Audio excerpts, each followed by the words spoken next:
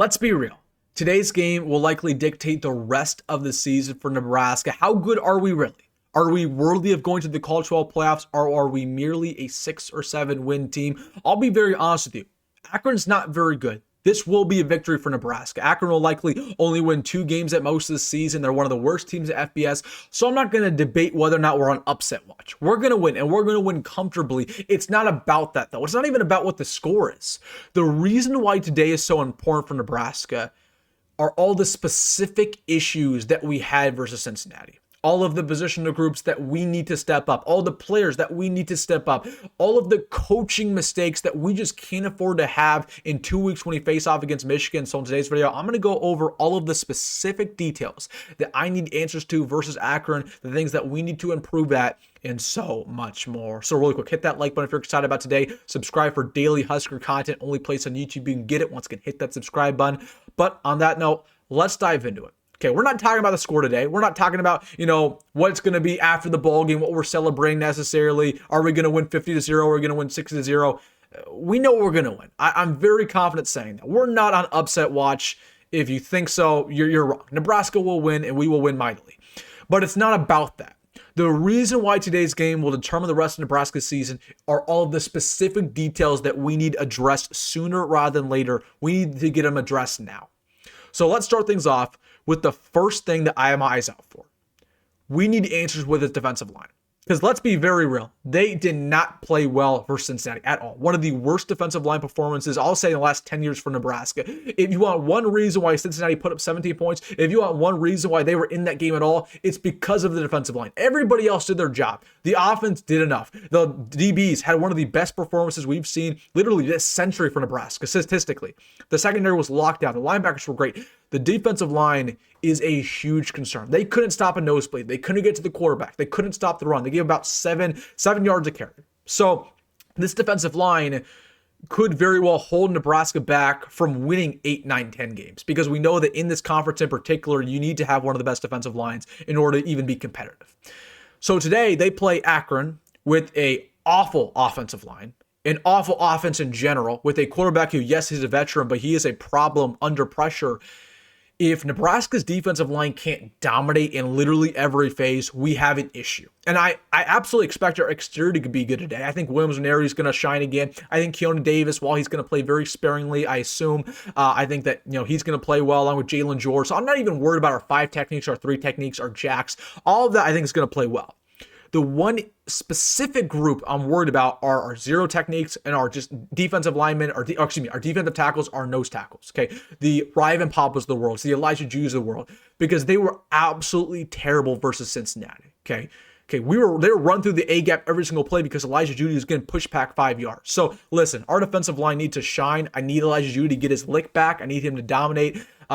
This game will pretty much tell me everything we need to know. If Elijah Judy dominates and plays well, okay, he's serviceable, right? He can bounce back. But if Elijah Judy is not holding his own, if he's just playing average, that tells me a lot, okay, against this Akron team, okay? If you're not playing well versus Akron, you're not going to play well literally against anybody. So why are you even in the ball game, okay?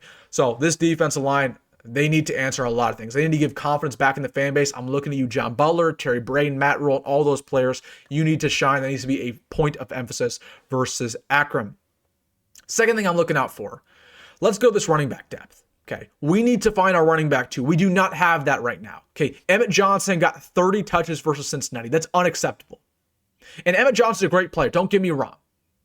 And you want to get your great players involved, but 30 touches is excessive. And when you get to the Big Ten play, and when you're playing Michigan, Michigan State, Penn State, USC, that's not going to fly, because you are going to get injured quicker than you know. You are going to get banged up so fast you can't even think. So while that's acceptable maybe for Emmett Johnson to get 30 touches versus Cincinnati, I mean, he's going to be on crutches by the end of the season if this progresses. And then if Emmett Johnson's out of the ballgame, you got no other option. So for that reason, we need to find our running back too who can take the load off of EJ. Is it Mekhi Nelson? Can he improve his IQ, which he struggled mightily at? What about, Isaiah Mozee? Like, he looked decent when he got some snaps, but again, he's still learning the position fully. What about Quinn Ives? All the hype around him in spring ball. You finally get your opportunity. You're healthy. Go out there and show it. I wouldn't mind seeing Connor Booth out there, right? I wouldn't even mind seeing Kent Williams. literally try every running back. I mean, I know Jamarion Parker's not healthy, but I would have loved to see Jamarion on this game. We need somebody at running back. Literally anybody. Because if Emmett Johnson does go down, which it's trending that way with the amount of touches he's getting, we're screwed. So we need to find out who that second running back is. We will likely get some clarity after tonight. Third thing that we need answers to today. Okay, simply put, who steps up by getting more reps. Okay, we know that a lot of these true freshmen, they're going to get their first real opportunity of their careers. We know that some second year, third year players, they're going to get a lot more reps than usual simply because we're going to be blowing at Akron from the very beginning. So, who steps up? Who shines? Who potentially earns a higher spot on the depth chart? TJ Lateef, my eyes are on him. Okay, how good is TJ really as a true freshman? I'm excited. I'm excited to see what he can do with his legs, with his dual threat ability, with his winning mindset. Okay. Again, any running back. I want any running back to shine. I don't care who it is. Whether it's Connor Booth or Kenneth Williams or Quinn Ives, I don't care. I need one running back to prove themselves besides Emmett Johnson. I'm looking at the wide receivers. What can Cortez Mills do? What can Jeremiah Jones do? I mean, that's somebody, the fan base, they're going to be intrigued with. The second they see Jeremiah Jones at 6'4", at 225 pounds, with his wingspan, with his ability, with his speed, fan base is going to fall in love with him. So I want to see Jeremiah Jones out there. Like, who shines on the offensive line? A Preston Tamoa, Houston Kaahaaina-Torres, a Grant Bricks. I think we're going to get at least one offensive line stud. Defensive line. We need anybody on this defensive line to prove themselves, maybe like a Sua Lafodu at the nose tackle spot. We need depth in the interior. What about Mason Goldman, Ashton Murphy, even a David Hoofkin? Like, this is your chance to prove yourself. All the hype. That's Steve Sipple's favorite player. Like, can he prove Steve Sipple right? David Hoofkin, you get your chance today. Dawson Merritt, right? I mean, you just go down the list. Like, I just want a couple of these young guys to maybe earn their role, into the 2 deep, into the 3 deep. I need some guys, again, give us some hope.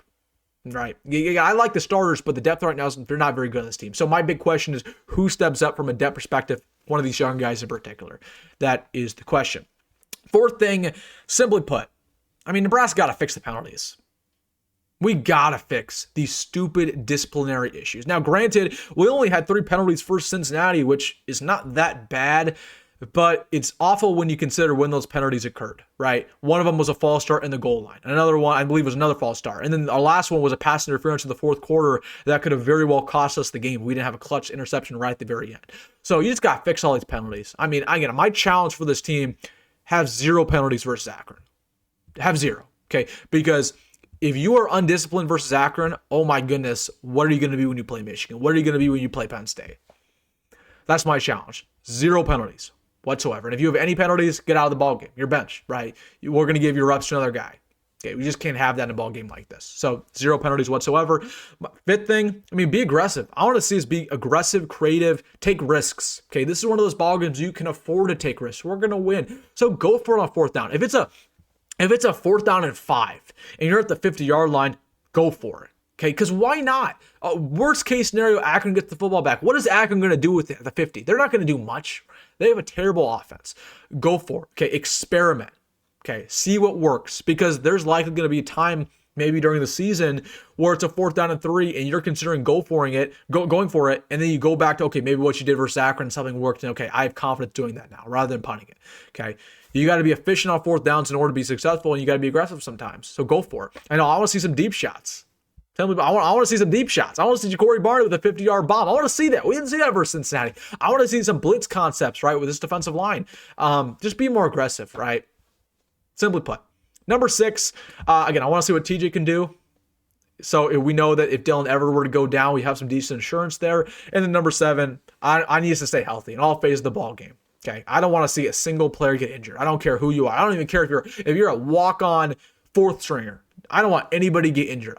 That's the worst thing that happens in Nebraska, is we constantly get injured in these games that really don't matter, right? Like, we can't have any injuries. So those are the 7 things in particular I'm looking out for. And also, again, we need Nebraska to win by 60. Like, really, I don't want anything to be good enough, right? I don't want us to just be up like 45-0 and for everybody to be like, oh, that's good enough. Like, that's not good enough.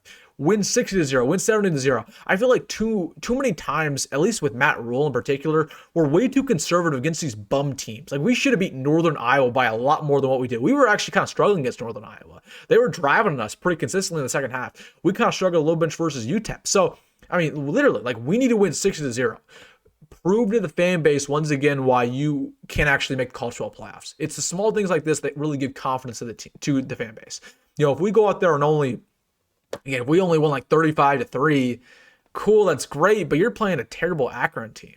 Like, you should win by more. I remember Brett Bielema on Illinois. I can't remember who they played. Western Illinois, I believe, their first game of the season, and they blew them out. They literally won by 50. And Brett Bielema after the game still wasn't satisfied. He wasn't happy with it. Okay, that's the mindset we need to have. We can't just be, happy about every win. Like, no, we need to have that killer mindset. Like, we need to constantly improve. And that's something I feel like we haven't done too much. Like, versus Cincinnati, I think we were a little bit too happy after we beat Cincinnati. Like, we should have lost to them, honestly.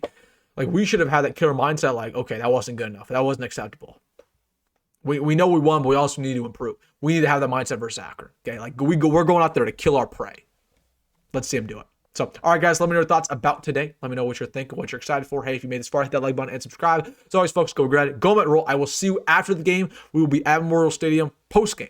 So, again, after the game's over, again, that'll be, 10 o'clock, 9:30. You know where to be. Right here on WilsonDittman Sports. We'll go live, talk about win-loss. We'll win, but we'll talk about all the specifics. So, be here after that. All right, guys, see you tonight on that live stream. Go Big Red, go Met roll. See you then.